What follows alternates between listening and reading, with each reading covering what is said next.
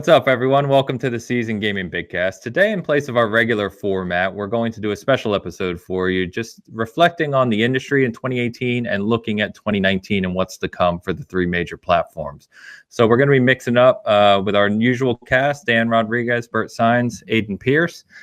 And we're going to kick right off with the looking back on 2018 in terms of games. Start right up with games. So we kept hearing throughout 2018 around how good the games were. Everyone thought 2017 was kind of the year to beat. It was the best year for games ever, many said.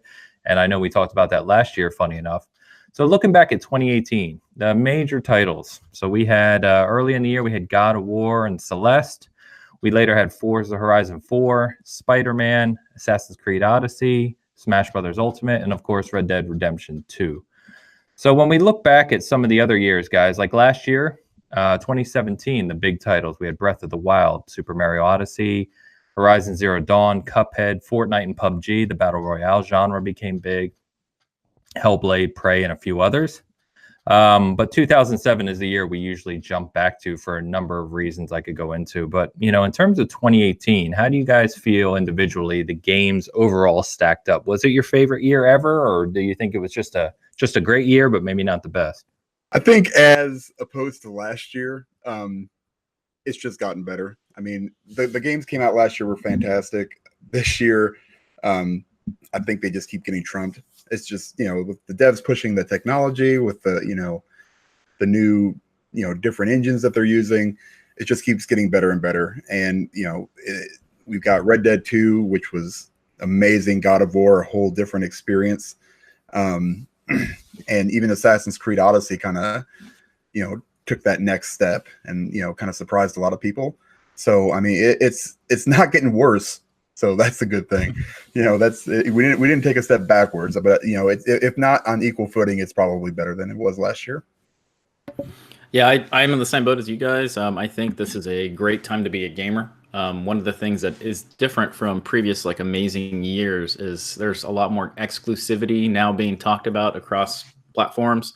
I think in the past there was a lot of good games that were cross-platform that had really high scores and people were into. And I don't know. I think based on last year, I think we had a better year this year. A couple other ones that I didn't care for as much, but people did, is like Monster Hunter and Far Cry. Those were kind of where the start of the year was. And then the year just had something to play throughout the entire year. And that's the way I kind of look at it, is like, do I have things to play throughout the entire year that are AAA, AA, indie experiences that I can really love? And I really liked a lot of this year. There's other things that I love that aren't even considered the top games of the year. So I think between this and 2007, I think it's really close. It'd be interesting to do the math Metacritic-wise to see where it came out to. Yeah, I think I agree with you guys as well. I think 2018 for me is a better year than 2017. I know we've talked about this at length, but the highest rated game in 2017 was Breath of the Wild by quite a significant margin, I think. Obviously.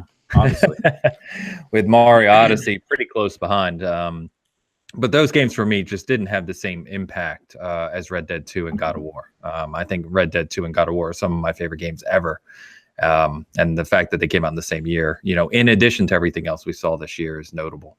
So to your point about 2007, yeah, I mentioned this to you guys before we got started recording here, and the list is just astonishing when you go back to look at it. So just for our listeners, I'll run through this real quick. This is all in 2007, and think about some of these franchises that have you know, been created and been ongoing since this time. So you had Halo 3 and Call of Duty 4 Modern Warfare, two of the greatest FPSs ever made. You had BioShock, Mass Effect, Assassin's Creed, all the first episodes, first games in those series, Portal, Super Mario Galaxy, Rock Band, The Orange Box, Witcher 1, all in 1 year. It's staggering. I don't know how that lined up. I don't know if we'll ever top that, to be honest with you.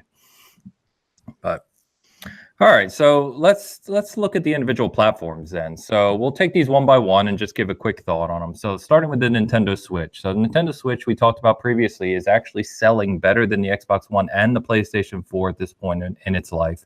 Just under 2 years. It's coming up on its 2-year anniversary in March. The Nintendo Online service launched. Not much fanfare around that. You know, we didn't really see anything incredible or different from what they initially said, but it is out there and working, I suppose. we did see more third party and indie support, almost to a point where people are starting to kind of get port fatigue with the Switch, and that you're getting a ton of games that were out on those previous systems. But for me personally, the Switch was a little bit of a letdown in 2018. I'm not the biggest Smash Brothers fan. Octopath Traveler I was really excited for, but it didn't live up to the hype, in my opinion, personally. So I didn't play my Switch a lot this year. What about you guys? I've been down on Switch all year, and I guess it's because I was expecting more first-party titles that are new, or exclusives that are new, or just games to play that are new, not games that came out like in 2012 or 2013 that are being ported. And a lot of the games that have been ported, I played already, so I wasn't really that excited about it. Then Super Smash Bros. Ultimate came out, and I was really excited for it. I've had a lot of fun with it, single player and multiplayer. But I mean, the Switch itself had a lot of, I guess, roller coaster type sales throughout the year. It was really low at one point, where even Xbox was beating it. Then it came back up, and then just went crazy at the end of the year. I'd be interested to see if Smash Brothers never released this year, and maybe in 2019, and see if they had the same sales. But when you hear what Amazon did as far as sales with Switch items and just gaming, it was like all Switch in the top 10. It's kind of crazy, but I don't know. I still think the Switch is going to not sell as crazy as people are expecting it to do, but that's just me personally thinking that. I agree with you guys. It's not. It basically became a, hey, I'm going out of town, let me grab something to take with me, thing. And for that purpose, it worked fantastic. And I was able to play a lot of games that, obviously I couldn't play on, the Xbox or PlayStation. So, for that reason, I enjoyed it. I really did. I liked Octopath Traveler, Grease that just came out, but I play a lot of indie games on it. And so that's kind of my indie game machine, I guess. But I don't get, very, very rarely do I play it sitting in my in the port or in the whatever the box is, the dock on my TV, the dock. That's what I'm looking for. Stupid dock. All right. But yeah, I mean, it is what it is. And, I still think it's going to sell like crazy only because it's Nintendo, but, we'll kind of see how that goes. But it's the Switch. It's Nintendo. It does well. It's going to probably continue to do well. But yeah, the port thing needs to be fixed. I mean, stop being lazy at this point. You've got the money. Put some money into some, new versions of these games instead of having to play all these Wii U games. So I think the ports is they can sustain that as long as they are working on other software that those ports are based out of. So like they better have been working on a Mario Kart and not just simply relied on Mario Kart Wii U to be their Mario Kart for this generation. If that's the fact, I'd be pissed. Yeah. Yeah. I think all of us, yeah. So let's move to PlayStation 4. Sales continue to be very high. It led the sales conversation most of the year.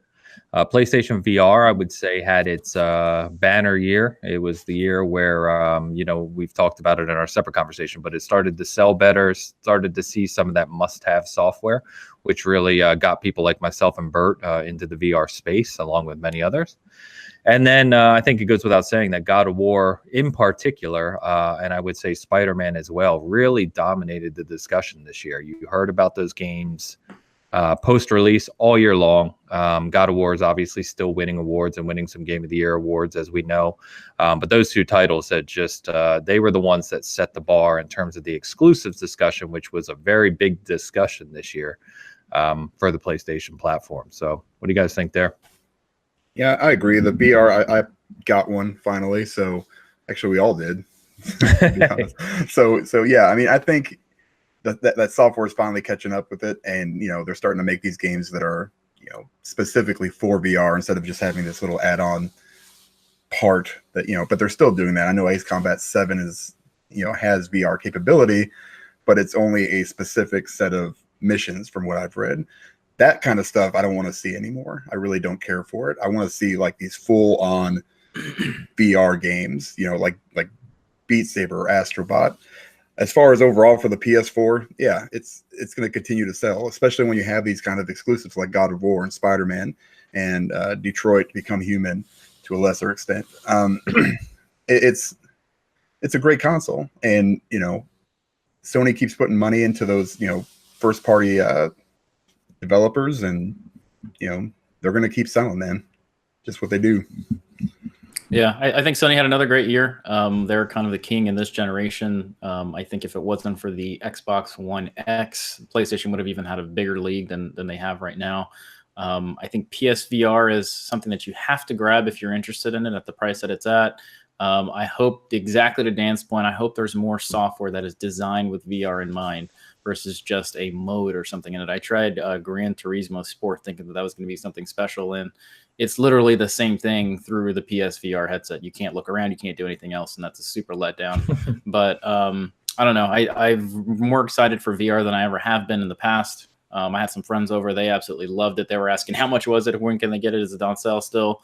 They might actually pick up a headset themselves, and they were like, "Hey, can we play multiplayer in VR?" And I was like, "Well, the options are a little bit more limited there." But I think they had another great year, and as long as they continue to have those 2, 3, 4 exclusives per year, they're going to be doing pretty well. I think they'll lead this generation. Not sure if I consider Switch part of this generation in a traditional sense, because I think the big competitors, Microsoft and Sony, against each other. But I don't know. I think they're going to have another great year in 2019. So hopefully it continues. If you give Polyphony Digital another 6 years, they'll get that VR look around set up. Yeah, I think for PlayStation, for me, it's kind of interesting because you kind of touched on it there, Bert, with the Xbox One X, is the fact that the Xbox One X is such a great console and how it runs things that I found myself only really playing my PlayStation for the exclusives, or if there was a good deal I found on one of the games on the store there. But I platinum God of War, loved it. Played Spider-Man a little bit, just not my jam. No big deal there. Played Detroit with my wife, and all Fantastic. those. Yeah, and we were talking about that yesterday, right? I need to finish it still, but I mean, other than those exclusives and other those things that made me turn on my PlayStation, I played quite a bit of Dragon Quest XI, which was a letdown. But other than that, all the other games, all the major games, we're talking Battlefield, Call of Duty, Assassin's Creed, all those major third-party titles that are across platform, I'm playing on the Xbox just because the X runs them fantastically. Red Dead, another one.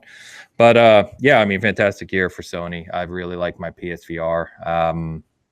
Not much to say. It's dominating the conversation.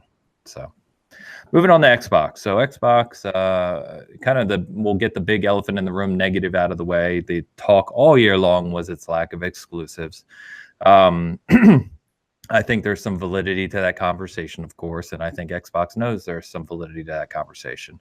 But for me personally, and I've said this before, it's not as big of a negative for me personally as it is for some people. And I just kind of touched on why, right? It's because a lot of my time is spent playing games that are cross-platform, Red Dead, all the major multiplayer games, Battlefield, Call of Duty, etc. The big titles like Assassin's Creed, or all those other publishers that put their games on both platforms.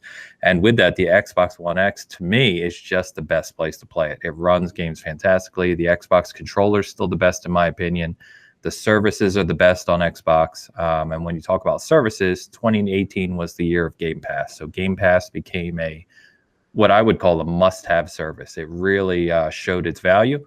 And the number of games I've played this year, culminating right now with Below and Ashen, simply because of Game Pass, were numerous. I would say at least 10 to 20 games I played simply because of Game Pass this year.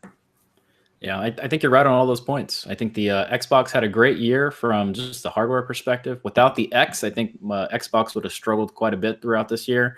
But I think what saved them, regardless of the hardware, is the software of Game Pass. Game Pass is a must. There's so much to play on there. There's stuff that I would have never even given a second chance of or even looked at. As being that it is on Game Pass, I should say. I did take a look at a lot of these games, and I'm continuing to play those games on Game Pass. And the fact that they're adding AAA experiences into this and all of their exclusives on launch day on Game Pass, it is a must. And if you can find it on sale when they do go on sale, and they do go on sale often, you have to pick it up. It's something you have to get. If you just think of it, you buy an Xbox, you got all that software at your disposal for that cost. It's a must. Yeah, I hope Sony kind of takes PS Now and turns it into their Game Pass. Oh yeah. With that first party access and stuff. Mm-hmm. I mean, if they're smart, that would be the way to go. But as far as the X goes, I got one. It's awesome. I mean, it's like I never thought that, I would be like, but I'm also playing on a very good TV. So, I mean, that makes a big difference too. It's just all my, just like you, Ains, my multiplats are almost always played on my Xbox. If PlayStation 5 comes out and it's got a better system, I'm going to play it on there because I don't care anymore. I only used to have an Xbox, so I never really got to play on PlayStation all that much. So I missed out on a lot of stuff. I'm playing Yakuza right now, going back and playing all that stuff. But Microsoft is in the right, going in the right direction, especially with Game Pass, buying all these studios. That was another big thing that happened this year, and they're on the right track. And now the software needs to catch up to the hardware, because they've got that nailed down. And apparently they're working on more. So from this point on, I think I don't really care where the games that come out so much. I've got both systems, but as far as next gen goes, it's going to be whatever the hardware is best, wherever the hardware is best. I want it to look good. If it's looking good on the PlayStation, I'll play it there. And really, a lot of people sit there and debate the checkerboarding and 4K and shit. I don't even know what the heck any of that means, but some of these games look just as good, on the PlayStation. And if they don't, they're not that huge of a difference. So, while Xbox has that hardware, kind of cornered at the moment, it's going to come down to games, I think. And this year, Xbox wasn't, didn't really put them out there. I mean, it's just is what it is. But then again, I played State of Decay 2 more than I played any other game this entire year. So I might be talking out of my ass. But, they're on the right track. And I'm hoping that this next year, it may not even be this next year, but maybe 2020, looking that far ahead, that we start getting where that software that Microsoft is releasing is going to be more on par with, some of the bigger heavy hitters on the PlayStation. So we'll see how that goes. Yeah, so you touched on two things real quick there that were worth mentioning. So they invested heavily into the future, and they've obviously demonstrated that they are investing. I should even say more than heavily, right? Because people are saying, okay, Xbox is investing heavily. Well, it's even bigger, right? Because this is coming down from Nadella on down from Microsoft. And when Microsoft has their money behind something, that's a whole different conversation. That's rather than just the Xbox division, right? So that's going to be really interesting. And I think you're right. That's obviously a play for the future. And that's where Game Pass is going. And on Project X Cloud, they announced this year, basically everything they did this year was building that platform for the future generations. But you also mentioned something that's really funny. And part of the reason I said that the whole exclusive conversation to me is not as significant is that when I look at the time I spend gaming, overwhelmingly, the majority of my time is spent on either games as a service, like continuation games, or multiplayer. So if I look at, I platinum God of War, put time into Detroit, put time into Spider-Man, Dragon Quest, etc. You could add all of that time up. It'll be less than the time I put into Black Ops playing with Bert or my other friends, or put into Battlefield, or put into PUBG. The only game I really put a substantial, huge amount of time in that's a single player game is Red Dead. And that's more of a one-off for me. So you mentioned State of Decay. I know you both played the hell out of State of Decay, right? You mentioned games like Sea of Thieves. Over the course of 3-4 years, I may put 100 hours into Sea of Thieves. They're just, those continuation games are really hard to compare, or almost unfair to compare one-to-one versus a game like God of War, which is a play it once and forget it type of game. Well, not forget it, because it's very memorable, but play it once game. I'm not going back and playing it, every week. Yeah, I think it comes down to play style. You're more of a multiplayer type guy.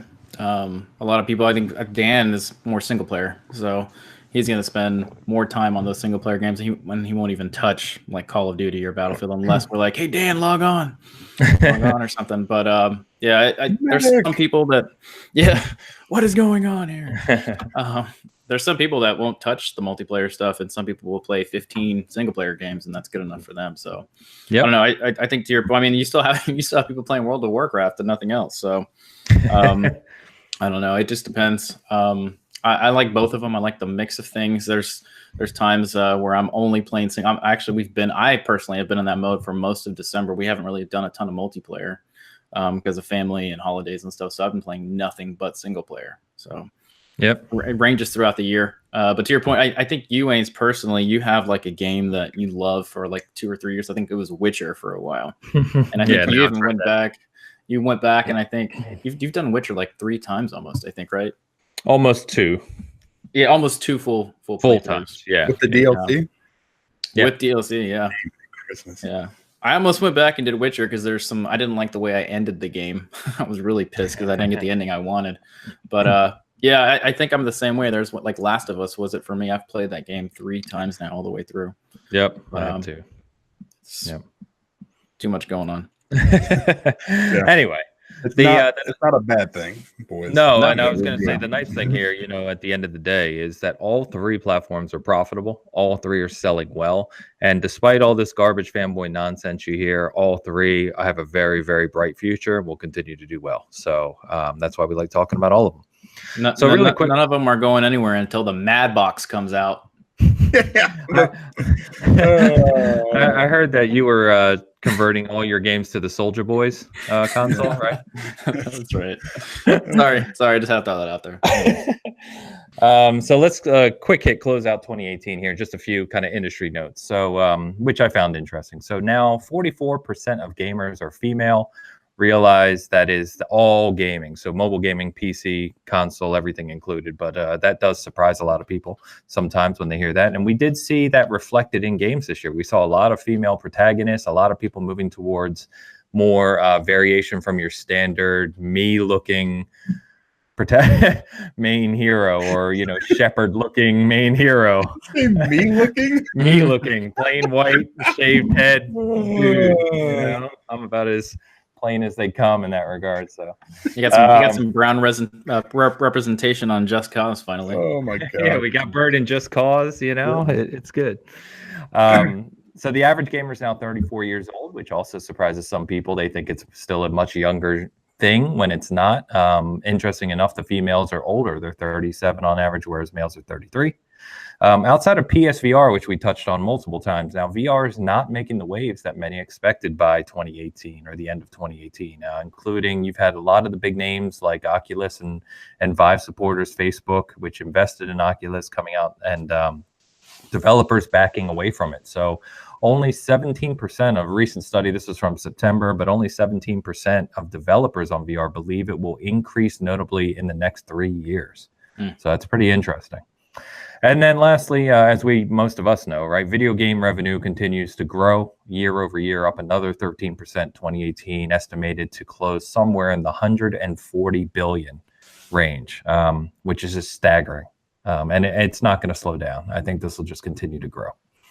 So good news for gaming overall, good news for all of us. As I think we said on our last Bitcast in 2018, there are simply just too many games going forward. No matter what games you like, no matter how you play them, there's going to be games for you. And I don't think that's going to change anytime going forward. Yeah, on the topic of age range and gender, have you guys noticed this push or pull for like the hipster crowd to be into retro gaming? Have you guys seen that?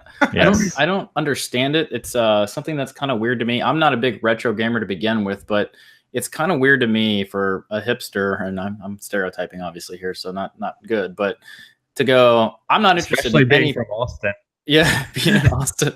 Yeah, our retro stores go crazy here. You pay a lot of money for retro games. But it's strange for me for that type of person to be like, I'm ignoring everything that came out in 2018, and I want to go play Super Mario Brothers that came out on the NES back in the 80s. So that to me is just a really weird mindset. But at the same time, if that's the starting point for a gamer, I guess that's cool for the industry itself. It's a strange mentality to me that I haven't figured out yet, and hopefully someone will explain it to me at some point. Mom jeans are making a comeback. All right, this is what's happening. Chucks are making a comeback. Mom jeans and stuff. Soon it's going to be like the rolled up bottoms of your jeans, and oh my god, back. I don't know. Gonna have that brown braided belt that you loop around and have it aiming down. Remember that thing that everybody did back in the day? Gigantic bangs all over the place. Welcome to the 90s podcast. Yep. Grunge is making a comeback. Sorry. Well, that I wouldn't mind, actually. Yeah, that would be but yes, I have noticed that. I do kind of chat with a bunch of retro gamers on Twitter, on some of the accounts I follow. And it is weird because, to your point, a lot of these people that are going back and saying these things like, yeah, I picked up my first Super Nintendo, they're like in their early 20s. Yeah. And it's like, that's cool. Believe me, I love people going back and checking out the old games. But I don't like I think what you're getting to is I don't like the attitude around 28 new games suck. I'm only playing the old games. That's like too mainstream. Yeah, it's too mainstream. I'm different. Oh, not only are you not different, but I'm playing the new stuff because I already played that shit 20 years ago when it came out and you weren't born. So just relax with your opinionated views. Get off my lawn. Get off my lawn while you're at it. Pull your pants up while you're at it. Damn it. All right, so let's talk about future. 2019 is here. A lot coming down the line. We talked a little bit about what the companies are doing looking into the future. And we are at the point now where we're coming to the end of the generation. And we're starting to hear leaks, rumors, nonsense about PS5 and the next Xbox. So let's again do this by platform. So let's start with the Switch like we did. We'll go the same order. So starting with the Switch, I'll run down a few of the software things here, guys. So we have another port, the port of Super Mario, Super Mario Brothers, Wii U Deluxe with extra stuff coming next week, whatever the hell it's called. We are seeing more third-party support, which is good. And when I say third-party support, I mean day and date with the Xbox and PlayStation 4 releases. So the only ones I could find that seem to be confirmed right now are Mortal Kombat 11 and Doom Eternal. But I would imagine there's probably more that just aren't confirmed yet.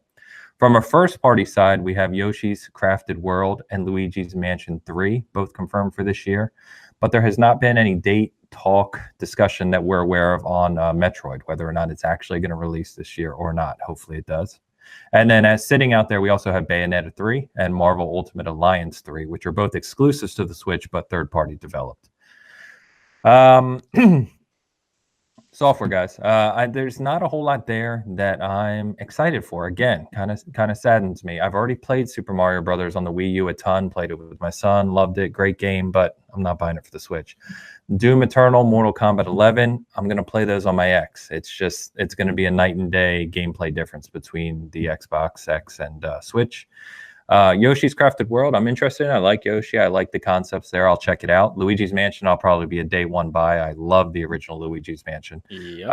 So I think I'll be there. And I will probably be there day one on Metroid, but we don't know when it's coming. So, when I go through the list of what we know about the Switch in 2019, really, I've got Luigi's Mansion 3. And I've got one game that I'm definitely buying so far. Yeah, I'm gonna buy everything on the list. No, like Doom Eternal, Mortal Kombat 11. Mortal Kombat, I just probably won't get until it's $10 for the XXX XL edition. See, it's because I'm not good at it. It's roughly 12 o'clock on Sunday the 6th. I'm marking this down, Dan. Yes, I'm not buying it. Okay, yeah, I'm probably gonna buy it. I'm gonna buy, like you said, for the Xbox. I don't even know what Yoshi's Crafted World is. But it sounds like a Little Big Planet with Yoshi. Maybe I'm just way off. I have no idea. Luigi's Mansion for sure I'll buy. Definitely buy some Metroid if it comes out because I love Metroid. As far as the other, if Bayonetta and Ultimate Alliance come out, I'll probably buy those two also. I just have a problem with buying stuff. so we know you're buying it all. Which of those are you hyped about? Let's say probably none of them. That's the thing. Like I just did them. So I've never played the new Super Mario Brothers Deluxe Wii U version 3.0. It's good. I'm gonna probably buy that. Plus you get, I think, double points for pre-ordering it, which amounts to $1.50, I think, in rewards. I don't even know if you get that. I think they're platinum coins, which is even worse. But it's just something I can play with the kids, and then I can take on, because if I plan on going up to the lake or doing everything, I always take my Switch, and I always want something to play. Now I've got 3 different micro SD cards full of games, 128 gig each. So that tells you a small problem that I have, because these games are not very big games for the most part, and a lot of them are indies. This, like I said before, the Switch is what it is. It's a nice portable option, and I just have a problem. That's really all right. Be really quick. So New Super Mario Brothers was actually on the Wii, and then they made a Wii U version, which they called the sequel, but it had a lot of the same levels, and then they added the Luigi section of the game. Wait a minute. It's a port on a port on a port? Yes. Even though they call the Wii U version a definitive, the kind of deluxe. This is a deluxe version that has the Luigi version included in it, because the original game did not have the Luigi version included. It was a separate game, and then they combined them eventually. So if you haven't played it, it is a must play. I will tell you that it's fantastic. It's fun. The art style that they've kind of updated the old Mario games to is good. So I definitely recommend it if you haven't played it. Skipping, I'm not even going to talk about Doom and Mortal Kombat. It's not even considerable on my Switch. I don't even want to think about what that's going to look like on the Switch, docked or undocked. It's going to be pretty poor, in my opinion, considering the original Doom was already struggling on the Doom on the Switch, not on the Doom. It's doomed. Switch. Luigi's Mansion is a must for me. I can't tell you how much I love the first one. I've played that a couple times, and I'm looking forward to a sequel. I actually thought about getting a 3DS just to play it again on the 3DS with the updated visuals, but I didn't. So I'm just not a handheld gamer as much. Yoshi, my wife loves the Yoshi series, so we'll end up with it. I'm not sure if we'll get it on day one, but it's from what I've seen and the short footage that they've had, it looks really, really fun. And then Bayonetta 3, this is a funny one here. It's exclusive to the Switch, but there have been rumors that they only have time exclusivity on this one. And if it's going to come out to stuff like the PC or the other consoles, I may actually wait, despite being a massive Bayonetta fan. Marvel Ultimate Alliance, as we've mentioned in the past, it looks like it might be just a casual game for kids. I may pass on that. And if there's a Metroid, that's day one for me. So we'll see. How about that Bayonetta cosplay? Mm-hmm. Talk about cosplays like that. Mm-hmm. That's a whole nother episode. X-rated. So there have been rumors of a new version of the Switch, which would be, you know, obviously the rumors are the obvious things, right? Better screen, more powerful hardware, et cetera, et cetera. We've talked about it a few times. I, for one, I don't see why they do it. They're selling like crazy. They're obviously making money on every one of these units because the technology in it is, at this point, very outdated.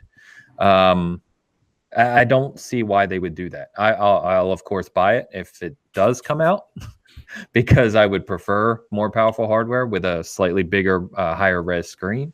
But yeah, I just don't see Nintendo doing it. I see them doing it once the PlayStation 5 and the new Xbox Scarlet, or whatever it's going to be called, is going to be coming out, in order to stay relevant in the industry. I can't imagine that the Switch is still going to be pushing, you know, games that are from last generation in this current generation, and they're going to be 2 generations behind at that point. But I wouldn't be surprised if it gets some kind of an announcement in 2020, 2021 saying, hey, we're working on a new console, and then it comes out 2021. To your point, they don't need to do it right now. There's no reason for it. It's still selling gangbusters, and it will continue as long as the Wii U ports continue to roll out. Yeah, I'm going to buy it. And I could sell my other one. It all depends on how much it is, because like you guys said, as much as I play it, I like to say I'm not going to buy it day one, but I probably will. I mean, if it's got a small, you know, they could do, phones nowadays have, like, you know, AMOLEDs and, you know, awesome. The iPhone is better, has a better screen than this freaking Switch in portable mode. So I don't understand why they just didn't do that in the first place, because the technology was there, you know, and you know, the other problem is that the price never drops. And Yep. if the thing I can see happening, if they do come out, say in 6 months, and say, hey, we got this new version, you know, all these older versions that they're, you know, are going to start dropping in price. They should, maybe. And I think it'll, you know, get another little boost as far as sales go. And plus, for like the hardcore gamers, the new resolution, which seems to be the hot thing anymore, you know, it all depends. You know, do it, Nintendo, because, you know, you can do no wrong. But yeah, I'll buy it. So really, or Dan, go ahead, Ains. No, sorry. I was just going to say that I don't remember. So why don't you go ahead and hopefully it'll come back to me. I was going to mention that when the Switch came out, to your point about hardware, they did a teardown, and they literally priced out how much it cost to build a Switch back in the day. Oh. And it was only $250. Now, this is different from what Sony and Microsoft do. Usually, Sony and Microsoft lose money on their consoles for the first 2 to 3 years of the life of that console. Nintendo profits off their consoles the second they roll out, and things get cheaper and cheaper. And by the end of their generation, it's almost nothing to manufacture that console. It's already less than $220 to make a Switch. And as that technology, the Tegra processors and stuff like that, consider to evolve into new ones, it's going to get less and less. So the cost to build a Switch already is down. So I don't know. To your point, they don't lose value. It's currently more expensive to buy a Switch than a PlayStation and an Xbox right now, which makes little sense to me. And if you even find a PlayStation 4 Pro used or somewhere, it's cheaper than buying a Switch, and that makes zero sense to me. But it still sells like crazy. We saw the Christmas sales and the numbers and the Black Friday sales, and people are going to buy it because of the word Nintendo. Yeah, that's thank you, Bert. That's exactly what I was going to say, is that Nintendo has a methodology of needing to profit on their hardware, whereas Sony and Microsoft are willing to take a loss. So you already covered it, so we will move on. So the other question on the Switch, looking at 2019, and we'll wrap up on the Switch, is, and you kind of guys already touched on, is will the sales continue? Now, if you think about the big heavy hitters on Nintendo platforms, it's always Mario, Zelda, Smash, Mario Kart, and Metroid. 4 of those 5 are already out. We're not going to see a new Zelda this year unless they do some remake, maybe. Smash just came out. Obviously not going to see a new Mario. Mario Kart, very unlikely we'll see a new one this year. So that leaves Metroid if it comes out in 2019. Without all those big hitters, or with them already having come out, do we think the sales will continue in 2019? Yeah. You do? Okay. It's Nintendo, man.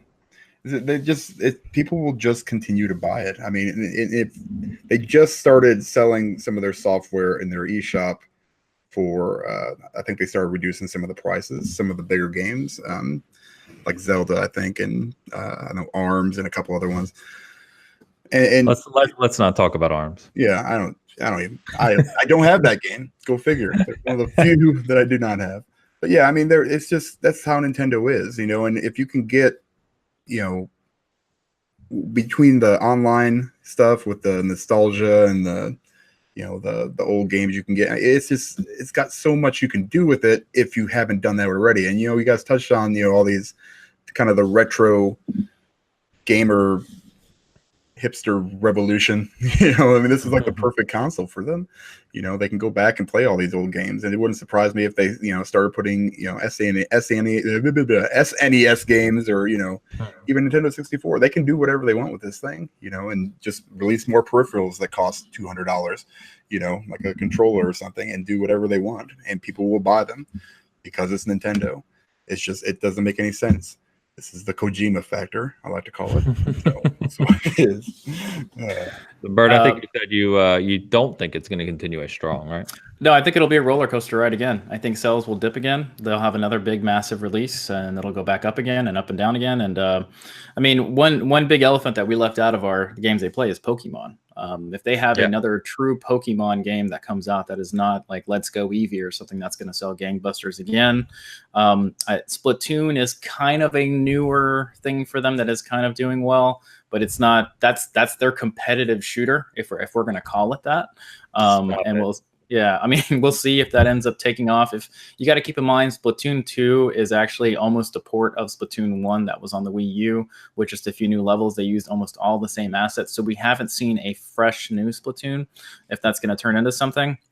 But I don't know. I think to Dan's point, Nintendo's got one hell of a catalog to dip into to start, offering stuff. Imagine if you could start playing GameCube games on your Switch, or Nintendo 64 games that you loved, and Super Nintendo. That none of that's out right now, and this might be the Nintendo way of doing business. Release amazing exclusives year 1, year 2, kind of extend to that, ride the coattails of the Wii U, and maybe they're going to start doing more back compat that'll start coming out, because the Wii U had a pretty good catalog of stuff, and a lot of people played a ton of those ports that came from previous generations. And if they start doing that, something's coming. But Nintendo claims they have more coming. There's rumors that another Zelda has been in development right after Breath of the Wild, using the exact same assets and engine of Breath of the Wild. And if that's true, this could be something special, because that's what they did with Majora's Mask after Ocarina of Time. So I don't know. I think Nintendo's going to do well. I just think it's going to be roller coaster up and down for a while.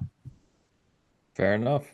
Yeah, I'm probably similar in that camp. I'd like to see some further evolution of Nintendo Online. I don't think we will. But you bring up a good point about Pokemon. In fact, I think we forgot that one, right? Because when they announced the Pokemon games for the Switch, Eevee and Go Pikachu were looked at as the entry level kind of early Pokemon games, but they said they're building a brand new, all new RPG Pokemon game for the Switch. Did they not? That is correct. That is Yeah, correct. okay. And a lot of it they've talked about, they're going to take the Pokemon Go model and throw that into a Switch. And if you imagine people walking around with a Switch trying to find Pokemon, it's going to get nuts again. So, Yeah, that's true. They'll find a way, I'm sure. All right, so let's move on to the PS4. PS4 software. We have Days Gone and Dreams confirmed through, I guess, the second quarter. Now that Days Gone is April, right? Then we have the really big hitters, but none of them are confirmed 2019 release dates yet. And those are Last of Us 2, Ghost of Tsushima, and Death Stranding. We don't know when those are coming. I have to imagine that at least one of those will be this year. I don't think they push all three of those to 2020. It would not surprise me actually to see two of these this year. I don't know if we see all of them this year. I could see them doing something like Ghost of Tsushima, Death Stranding this year, maybe Last of Us 2 in spring of 2020. Very similar to what they did with Last of Us, the original on the PS3. So they have confirmed as well that they're not going to be at E3. So, we know that that's usually where we'll see all these new games. But one interesting thing here, a lot of people are speculating, is did Sony basically show their whole hand for the rest of this generation? We know these 5 games we're talking about right here. We have not seen anything else. Not that they need anything else, but we haven't seen any other first-party major things shown by Sony since, 18 months ago now? And these are the games that look to take us to 2020 when the PS5 will likely come out. So for me personally, these are all buys, I think. Days Gone, I'm not really hyped about. Dreams, I am. Last of Us 2, that's a vacation off of work game for me. Ghost of Tsushima looks really good. That's probably a day one buy for me as well. Death Stranding, I probably will not buy on day one unless I can't even say unless reviews, because it's going to get 10s because people will go nuts for it. But who knows? We'll see what that looks like. But anyway, what do you think from a software perspective PS4 looks like from what you know so far? I personally think that, to your point, I think they have shown their hand, and I think that the way they're going to disguise showing their hand at the end of the generation is they're going to announce the PlayStation 5 in 2019. I don't think it's going to release in 2019. I'm thinking we're looking at a fall of 2020 for a release on the PlayStation 5, and I think they're going to use the strong cross-platform software coming out as their disguise for not having much from an exclusive standpoint coming out. I think Last of Us 2 actually releases in 2020 spring. Wait, where are we? Yeah, 2020 spring. Yeah. I think Days Gone obviously is going to be in here in 2018. I don't even know about Death Stranding. I have no comment on Death Stranding. 2019 Days Gone. Yeah, I personally have no comment on that one whatsoever. And I think Ghost of Tsushima does release in 2019. So that's my, ignorant prediction on what Sony is going to be doing. But I think we have kind of seen the rest of what they're doing from an exclusive standpoint. And that's what the narrative has kind of turned into from a Sony perspective, is we have all these exclusives, yet most of the software that sells for them is cross-platform. So I think with, you got Anthem coming out, you got Doom Eternal, Kingdom Hearts, all this stuff, and people are going to already have the PlayStation 4 console. They will sell really well on the PlayStation 4 console, and that's what they'll ride 2019 through. Yeah, I agree with all that.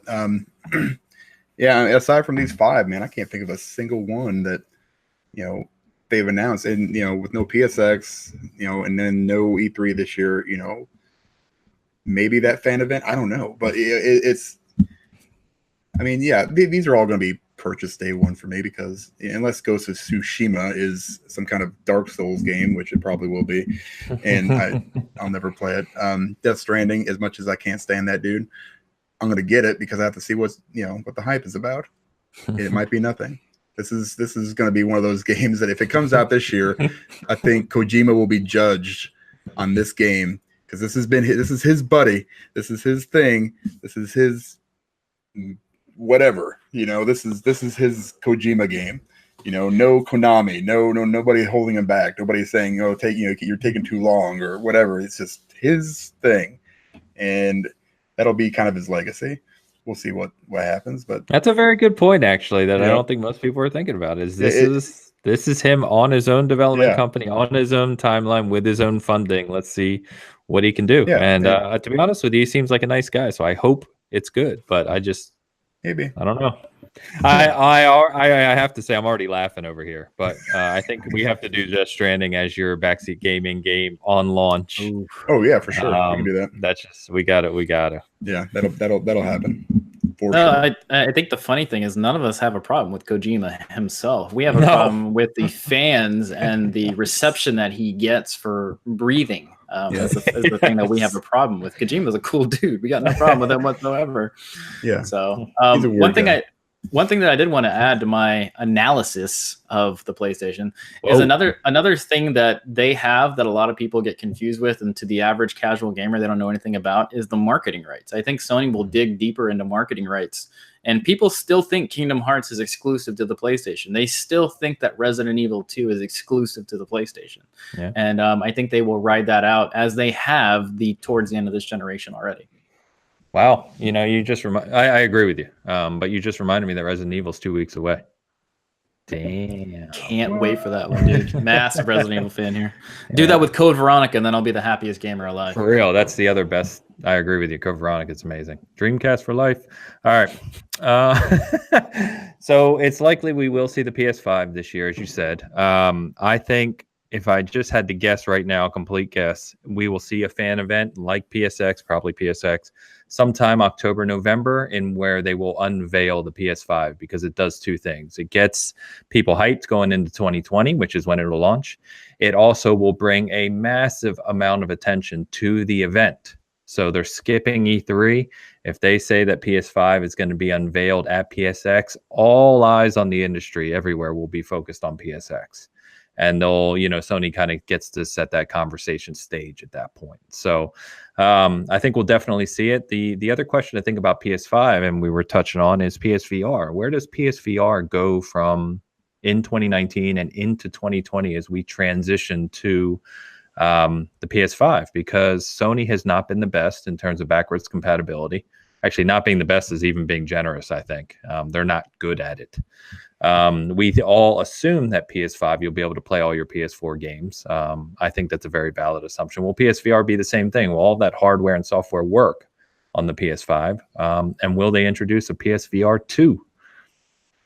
I think they'll go with the 2, only because it's dropping in price now. You can get it for $200, $250, or whatever it is, and I think that's just kind of indicative of them working on a new peripheral for the new PS5 whenever it decides to come out. It's got to be backwards compatible. Like I said before, if they took PS Now and turned it into Game Pass for PlayStation, that would be their best bet. Obviously, it's working on Xbox. They would be dumb not to. I think. I'd like to see a wireless, but that's going to cost substantially more, I'm sure. What the Oculus and the Vive, they're going for what, $400 or $500 like baseline, I think. I mean, those typically are they're expensive as hell. So you're not going to get that wireless capability and the better resolution in your PSVR, that unless you're going to front that money. So, which is, I think, a little bit unfortunate, because having just got into it, I think it's not the future of gaming, but it's a nice, kind of distraction, and something I can play and that I enjoy if I want to do something a little bit different. So maybe they make that hardware compatible with the PS5, your old stuff. That'd be awesome, but we'll see. I don't know. Sony. I hope it's at least compatible. Yeah, I hope so.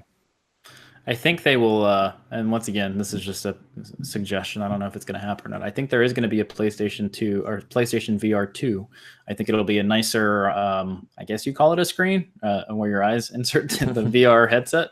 And I think they'll have maybe some audio added to it aside from the kind of lame little buds, the earbuds that they come with. They'll have Atmos, or they'll have Dolby something that they'll be able to send through there that's a little bit better. But I think they should. I mean, I think PlayStation is kind of leading the VR conversation as long as the software's there. I mean, when you play the current PlayStation VR, you can definitely see that they can improve on the graphics and just the stuff you can do. So I hope they do. I just hope it doesn't turn into like Sony does with a lot of other things. They just kind of abandon stuff instead of supporting it when it's doing pretty well. It's not, selling gangbusters like the Vita or anything like that. They were doing okay, but they just usually abandon things that doesn't do just insanely well. So yeah. I hope so. I think they could definitely use a PSVR 2. Oh, our poor Vitas. Yeah. Love that console. which had a better screen than the Switch again. I'm going to say that every time the Vita comes up. All right, so let's move on to Xbox then. We talked before about how they're investing in the future. Everything they're doing is building and building and building. So from a software perspective, they actually have quite a few things that we know of that are coming in 2019. So we've got Crackdown 3 coming early this year. We've got the expansion for Cuphead. We've got Ori, Will of the Wisps. Battletoads is supposed to come this year. And then obviously the big major hitter is Gears 5 in the fall. So those 5 are coming. We know that Crackdown, Gears, Ori. I don't know if we have confirmation of Battletoads yet, but at least those 3 will be on Game Pass day and date. Battletoads, we're not sure. Cuphead for expansion, I doubt, because that's still technically third party. And then, Halo Infinite sitting out there. There's no confirmed date for that. I do not think that it's coming in 2019. I think that's a 2020 title personally. And then we've also heard from Turn 10. I believe they did confirm that there's no new Forza game coming in 2019. And I think we talked previously that would make sense. When you kind of look at the timing, if you launched a new Xbox in 2020 with a new Halo and new Forza game, that's pretty powerful. So the other thing to keep in mind on the software perspective is they've got all these new studios now. Some were already working on projects. Some, have existing portfolios that Microsoft can now take advantage of. Do we see some additional software this year from some of these new third parties, new first parties? Yeah, I think they have to have something under their sleeves. Maybe it's the new Fable or something that is kind of unreleased or unannounced altogether. And it might be coming out soon because they have to have, with them touting so much that they're going to be at E3, they have to have more to talk about besides just these titles. Maybe we'll see some actual gameplay footage of Battletoads. But I don't know. I think they have to have something coming. I think for me, the thing I'm most excited for is mainly just Gears. I'm not like I said before, Crackdown is cool, but I'm not, losing sleep over it or anything.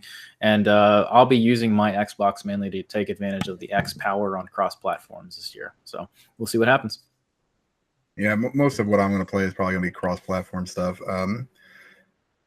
Probably going to be mad at me, but I've only ever actually finished one Gears game. Stop it. Played them all. I've never actually finished them all. So I'm not. Which one did you finish? 2. Okay, well, Number 2 is really good. It was really good.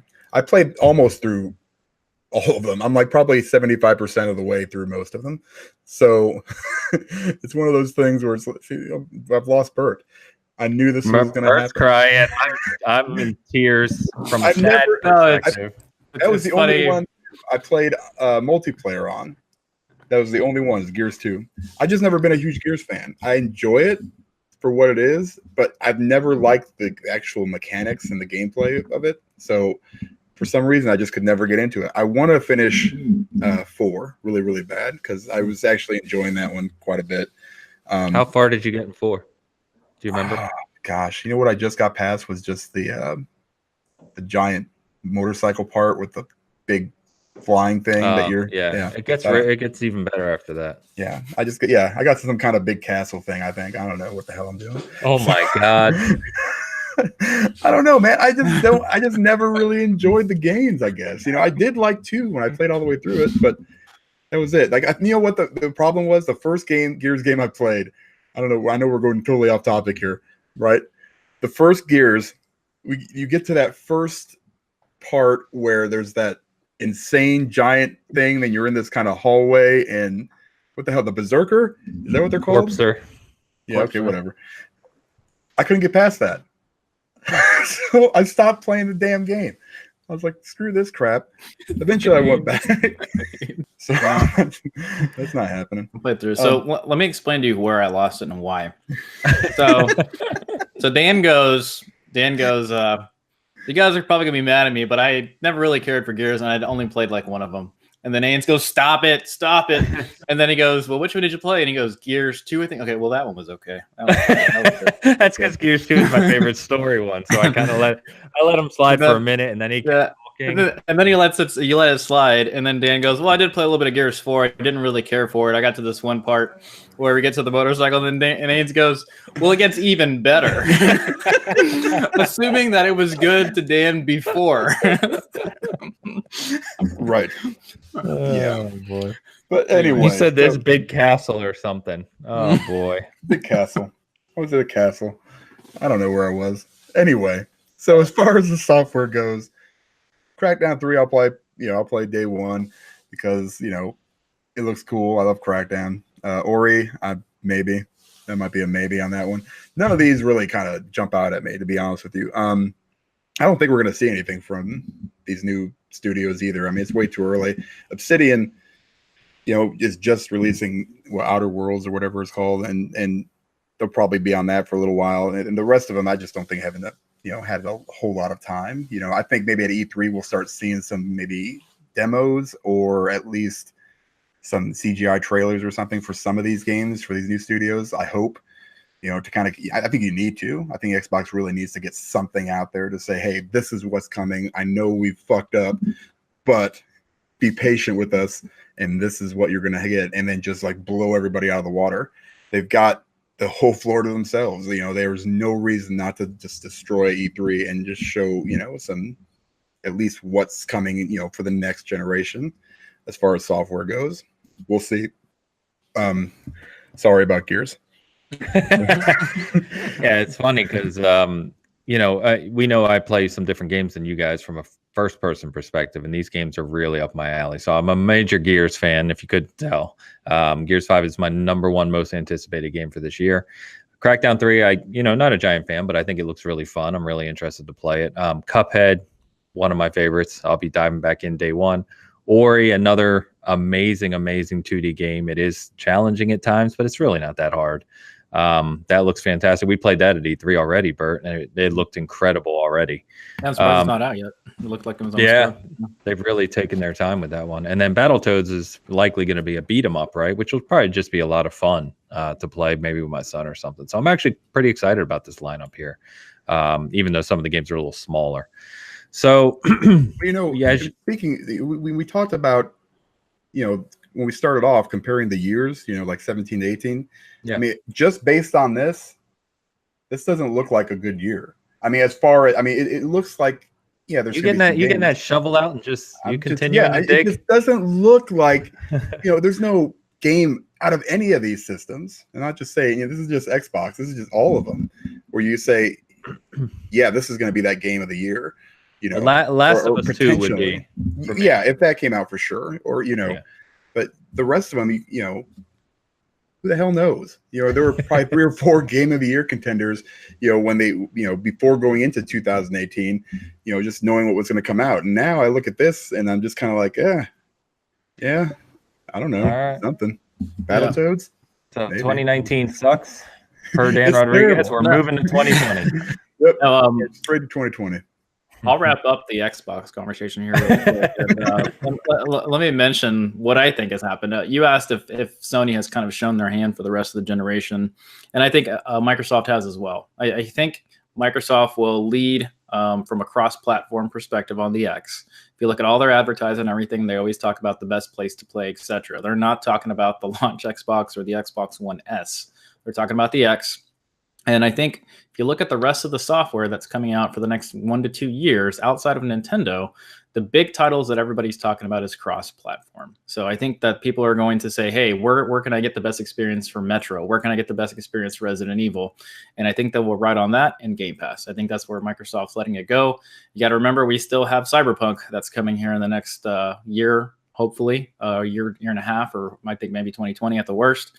And the best place to play that's going to be on the X. So I think console wise, yeah, I think that's where we're kind of getting to. So I think we are at the tail end of this generation. Yeah, I agree with you. And I think that to Dan's point as well, they will use E3 to really blow out the doors in terms of saying, here's everything we're building. It'll be really interesting, just a quip here, really interesting to see if Microsoft hints or shows anything to do with the next Xbox at E3, because if Sony does wait until PSX or whatever this event is later that year, that'll give Sony a lot of time to think about how to respond. And I don't know if that's smart by Microsoft or not, to give them that much time. Because they're going to want to set the standard early with hardware going into next generation. And Microsoft has already said, Phil Spencer, direct quote, saying that they will never trail in hardware again. So with that being known, I mean, that's a bold statement. So We'll see. It's going to be, I think it's going to be a fun year, if nothing else, not just for Xbox, but for all platforms. It's going to be a fun year to see how it unfolds, because 2020 is going to be like when the bombs drop again. Yeah, I think you're right. I think this year might be like a good year to catch up on the backlog a little bit and maybe make some progress on that. And play those Gears games, am I right? Yes, and get those Gears games knocked out. Right. So. All right, so let's close out with some general 2019 things, right? So in general, and you kind of already touched on this, Dan, hype is not really that high right now. But is there anything else in 2019 that you're looking forward to that you're aware of right now? I mean, Anthem, I think am I fair to say, is probably the biggest third-party game that people are pumped for right now. It's the one I certainly see the most conversation about. Yeah, I think that, or the Division 2 might be good. Either one of those. I want to get into more, co-op online stuff. I've never been a huge fan of like Destiny, and I played the Division, but I played it by myself mostly. So it's kind of much better with friends, right? Yeah, you lose a lot of that stuff. So between Anthem, you got Metro coming out, that Sekiro, which I probably won't play because it's probably gonna be like Dark Souls. There's some Toe Jam and Earl I heard is coming back, so I'd like to play that game. That's gonna be awesome. I mean, I know everybody's nobody's talking about it, but I mean that was one of the best freaking Genesis games I ever played. What's wrong with you, Bird? It's Toe Jam and Earl. God. It's a great game, but that was completely out of left field. Hey, in fact, that might have been the bleachers. I don't even think that was on the field. Hey, I'm looking forward to it. What's the other the pirate game that's coming out? Was it Skull and Bones or something? From Ubisoft, Skull and Bones. It was at E3 and it looked good. Right. There's all these other games that you don't talk about. I mean, there's a lot out there. Damn it. I hope Toe Jam and Earl has co-op so I can play it with Bert on the Switch. We've gotten so off track here at this tail end. I love it. And of course, what was the Crash Team Racing? We still gotta go. Yeah. That's our practice up. Yeah, I'm gonna suck at that. So there's stuff coming. I say I'm not super hyped, but there's other stuff coming out that I'm that's gonna surprise me, and that's gonna kind of sneak up and say, hey, remember this game? No, I don't remember shit about it. It's out there now. All right, Toe Jam and Earl. Yeah, by the end of the year, there'll be another plethora of amazing games. So agreed. All right, Bert, are you alive over there? I'm fantastic. I just Dan's losing me today, man. I don't know. Just making me lose it every time. Dan, I'm surprised you're not more excited about Dreams. That was like one of your biggest games. I am excited about Dreams. I really am. But we know that one's coming. I'm just trying to find something that's going to be like something surprising. It's going to surprise me. Yeah. Well, I've got the perfect title for you, and that's Kingdom Hearts 3. I'm super excited about Kingdom Hearts 3.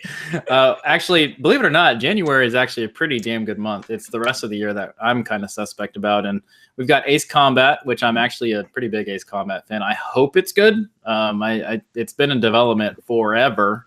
And hopefully that's something special. Resident Evil 2, I'm super excited for that. Your question is like, what are we hyped about? I'm very hyped about Resident Evil 2. Kingdom Hearts, I already said. But I don't know. There has to be something big coming in the fall.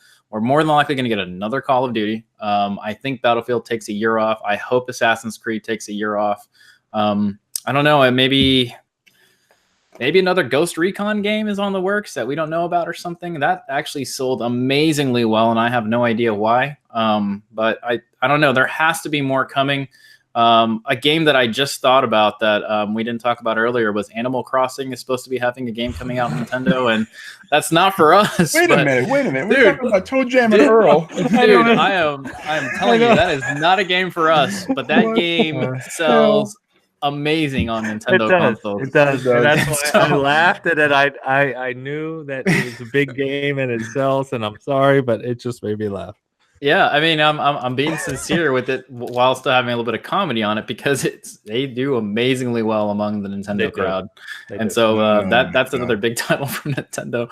But yeah, I mean, we can joke about it a lot. There's really nothing that is just like, oh my god, I can't wait for that to come out, until we have some dates on Cyberpunk, Last of Us. I think some of those games need to give us some release dates or a release window. Right. One that kind of slipped by us, Ains, and we played at A3 is Code Vein. Code Vein never released, and that we were very interested in that. As long as you can get your consoles inverted, your controls inverted. But yeah, I don't know. It's a weird year coming out. I'm excited about a lot right off the front. To Dan's point, I've got a backlog that's as big as something big. I got to get to it. I got to get to it before I play Toe Jam and Earl. So damn right, gosh. Yeah, Cyberpunk. I'm really hoping not to get off subject again, but that's easily my most wanted game, I would say. It's got to come out in the fall. It's got to come out in the fall. I'm honestly hoping that it's a 2020 game and we can just play it on next gen. I would love to be able to just buy that for Scarlet or PS5, whatever runs it best. So Haynes has to pick between Infinite and Cyberpunk. Which one does he play? I know. Nope. That's chopping a ball off and playing both. All right, so end of the generation. Let's close this crazy conversation out. So as we've talked, 2018, we're looking at 2019. We know we're coming up to the end of the generation. As we said, PS5 Scarlet coming down the line. This generation started in 2013, so just over 5 years ago now. Even if it goes to 2020, that's still a shorter generation than the 360 and PS3, which was interesting. And personally, I like the fact that we're getting mid-cycle consoles that allow people who want to upgrade and play with slightly better graphics and sound, etc. But if you look at this generation as a whole, it's been a real interesting one. Xbox, messed up at the start with most people. Connect, all the stuff we don't have to rehash. PlayStation jumped out to a big lead. Switch came in 2017 and changed the whole game, or switched the whole game up. I want my saving face joke somewhere. It's got to land somewhere. But it's been an interesting generation, and more than anything, despite everything you hear, consoles are selling extremely well. They're selling better than last generation did, and Switch has already passed the Wii U. The PS4, if I'm correct, I think the PS4 actually has already passed the PS3 as of like 2 weeks ago, just before Christmas, I believe it did, like 86 million or something like that. And, Xbox isn't there, but they're still very substantial in terms of revenue, and it's a little different for them now. But regardless, I think it's been a great generation. I think it's a generation that took us into not only the HD realm, but now the 4K realm. We're seeing technology really, really pushed, like I said, with the X and the Pro to a lesser degree, which I love in the console space.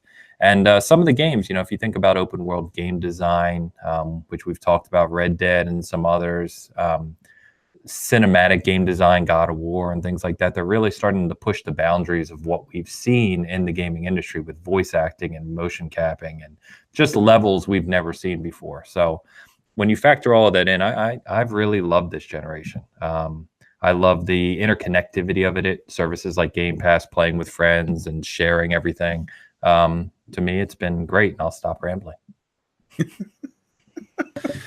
Yeah, to your point with it being a shorter generation than the last one, I think this was also the most memorable generation that had the issue of the difference between the 360 and the Xbox One at launch titles were not that big. The same with PlayStation 4 and PlayStation 3. I mean, there was many games at the beginning of the generation that could be played on both consoles, and the PlayStation 4 and Xbox One had slightly better visuals. I'm hoping that in the next generation we see a bigger jump, but we've gotten to the point to where the computing power in these consoles are now what's going on in the background of the game, what's going on with reflections, what's going on with skies and stuff like that. So I think we'll see that in the next generation. And a lot of it's gone into the multiplayer realm as well. Like, what can you do now with multiplayer that you couldn't do before? And so I think people aren't seeing that big jump in fidelity or visual fidelity as they had in past generations. So I'm with you too on everything you talked about there. I think another thing that has been interesting for me is seeing what tech can do in this generation, from like cloud perspective and on the consoles, what you can do from a phone now on an app and order things that you couldn't do in the past. I think it's been a good generation, but for some weird reason, I still think we're ready for another update past the 1X and into something more powerful within the next 2 years. So I've enjoyed it quite a bit as well. Yeah, I can't complain. I've probably amassed more games this generation than any other previous generation, largely thanks to everything being digital anymore. So it just makes it really, really easy for me. That's been huge. It's made me even more lazy. I don't have to get up and put a disc in. That was like the huge thing for me this generation. It was like, hey, I'm playing this game. There goes my attention span. I'm going to switch to this one, and don't even have to get up. No, I got to get up and change. No, it's all digital. This is where it's going, man. It's the future. Future. You guys need to get rid of all those games behind you. The future is bleak. The future is awesome. That's how it's going to be happening. But yeah, I mean, it's been great. I have zero complaints about it. I wish I would have gotten to the PlayStation a little bit sooner than I did. But it's always any of this competition is always good for gamers. It's always going to be.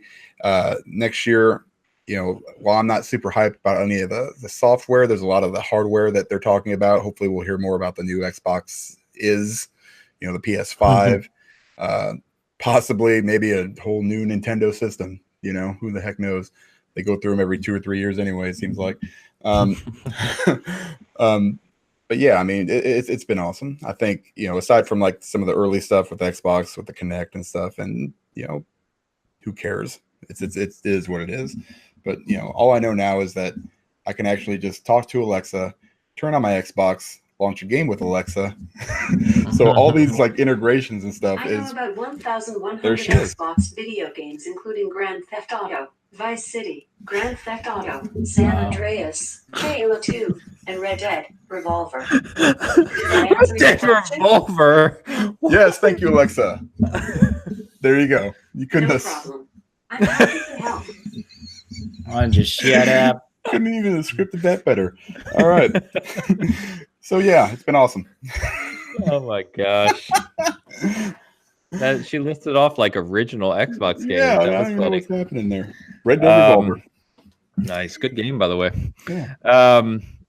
So, looking back, some of the things we talked about were the most annoying talking points of this generation and stuff that'll evolve in the next generation, possibly because of that. So I know one for me, and I already mentioned it, is really the exclusive conversation. It seemed to have taken over the conversation this year, for right or wrong. I believe wrong. And for me personally, like I said, it doesn't matter anyway, because I always own all the consoles and I just play whatever game I want to play on each. And I think too much is made of the exclusives. While they certainly are important, they certainly drive console sales, and we know why they're important. I think fans get a little too crazy about it, and I was tired of seeing on my feed or on social media or websites, the word exclusive just seemed to be everywhere, and it's just a little exhausting after a while, I think.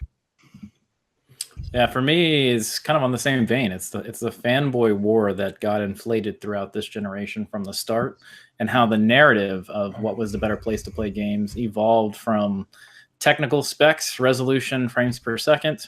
When that changed, then all of a sudden it turned into the exclusive conversation and all that stuff, because Sony did not always have, the best exclusives and the most exclusives, but they moved to that.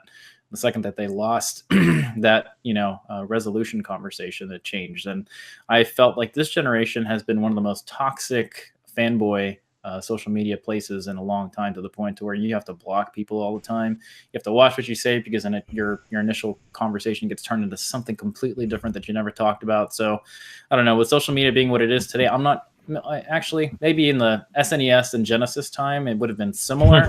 But back then, I mean, it wasn't about, where's the resolution and the frames per second and stuff. And I think that started with the PC guys, and it kind of evolved into the gaming console world, in which it got just really dumb at one point. They did some blind tests between playing an Xbox game versus a PlayStation game, and many people can't tell the difference at the beginning of the generation. So I don't know. It got really annoying, got really old, and it even makes me think about social media in general being very toxic for that kind of conversation. All I know is my Genesis has blast processing and your SNES doesn't, so it's there. Suck it. Here's the worst part about that whole thing, and yeah, I agree with you guys. It's super annoying, to get on Twitter and just see people just bashing each other. It's not just there. And I found this out, a few weeks ago with my kids. They got a PlayStation for Christmas with the VR. And I sat there and listened to my son and his friend on Xbox Live. He said, yeah, I got a PlayStation, my son said. And he said, oh, PlayStation sucks. Xbox is where it's at. I'm like, what in the hell is happening? This has actually gone down to, it's happening at schools. It's happening. And this is where it all starts. Everybody's, got their opinions about stuff. I really thought it was just like the 1%. No, it's really not. I mean, it's really ingrained into people's heads, and that goes not only to social media, and politics and all this other garbage that people just have very strong opinions on. But when it comes down to it, it's just a gaming console. It's a piece of plastic that, just enjoy it for what it is, and which one it is that you want to play. And that's fine. I don't care. I'm going to play on all of them. I'm sorry if you only have one and you can't play the other one, sorry guys. I mean, it is what it is, save some money up. My kid's just is 75% the way through Spider-Man now. And he doesn't play single player games ever. And having that PlayStation gave him that, kind of a new way to play a game. He's only played over Fortnite and Rocket League. So, having that, even though there's, hundreds and hundreds of games on Xbox, he loves Spider-Man. So getting him that kind of opened his eyes to a new, different kind of gaming. And, he keeps coming down, Dad, I'm 74% in, I'm 75% in, I just beat this guy, and it's awesome to hear that kind of stuff, because he's actually just enjoying the game, which is what this is all about. And, if we can get back to that point, everything will be fine, but it is what it is, Yeah. So I would agree with you guys. I already touched on it. So your point, Dan, just play games, enjoy them. That's what they're there for. It doesn't really matter who's making it, what it's on. If it's a fun game, play it. So assuming you have the means, of course. Anyway, anything to close out on here? Like I said, 2018, fantastic year. Had some of my favorite games of all time in Red Dead and God of War. I'm really looking forward to 2019. Sounds like a little more than you guys may be of what the games we know, already. And I'm really, really hyped to see new hardware. I just love new hardware. It doesn't matter when it comes out. If it come out, PS5 come out next year and PS6 the year after, and I'd still be hyped because I just love seeing new hardware and seeing what the companies are going to do. So that's really hyped for that. Anything else you guys want to touch on before we close this out? Not on my end. Just looking forward to the year. Hopefully the games are there to be played. Looking for a lot of cross-platform stuff, and I like gaming. Toe Jam and Earl. Toe Jam and Earl, bitches. That's what we're doing. That's how I'm in 2018, even though it's 2019. Well, 2019, we could see Toe Jam and Earl and Battletoads. It's awesome. Wow. It's awesome. Kind of crazy. Suck on that, hipsters. All right, guys. So thanks for joining us for this Bitcast special. We will be back next week with our regularly scheduled Bitcast, a new name that game, of course. And we're looking forward to everything we see in 2019. So until then.